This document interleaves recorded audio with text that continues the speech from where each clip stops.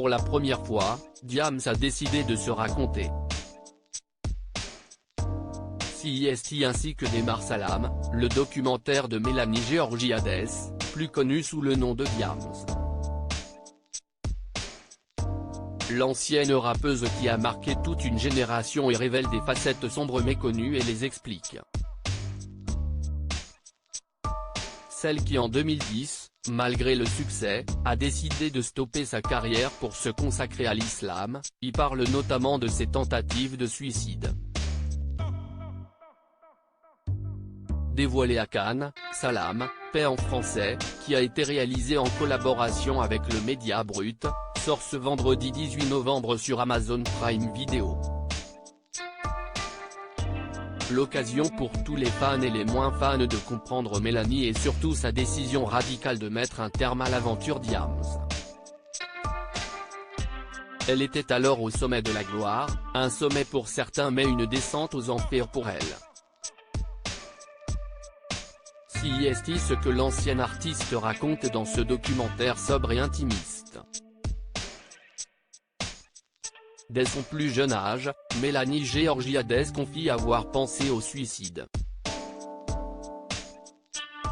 La jeune adolescente avoue alors avoir trouvé dans l'écriture une forme d'exutoire, de défouloir, selon ses confidences face caméra. Elle y livre toutes ses souffrances, et voit alors rapidement le rap comme une raison de vivre. L'amour du public donne un sens à sa vie. Mais CIST malheureusement encore dans la souffrance que Diams va puiser son inspiration. L'écriture est donc très douloureuse pour elle.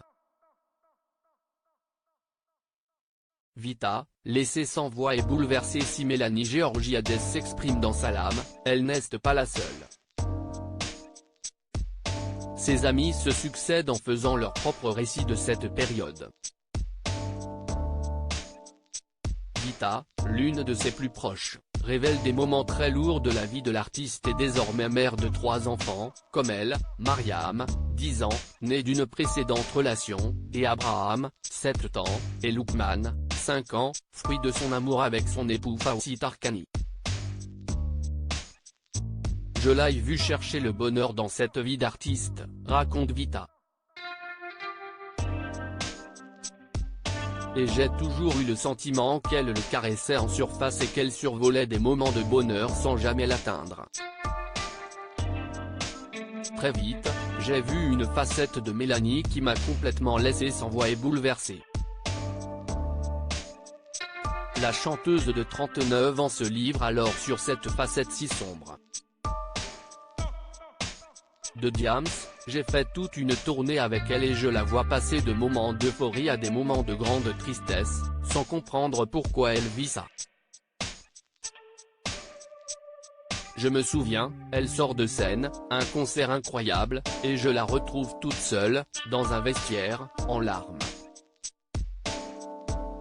Vita avoue s'être sentie totalement impuissante. Mais Mélanie Georgiades est alors incapable de mettre des mots sur son mal-être.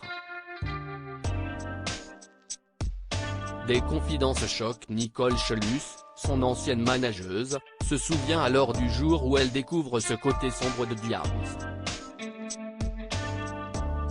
Les deux femmes déjeunent ensemble avec d'autres gens, se souvient-elle pour Salam.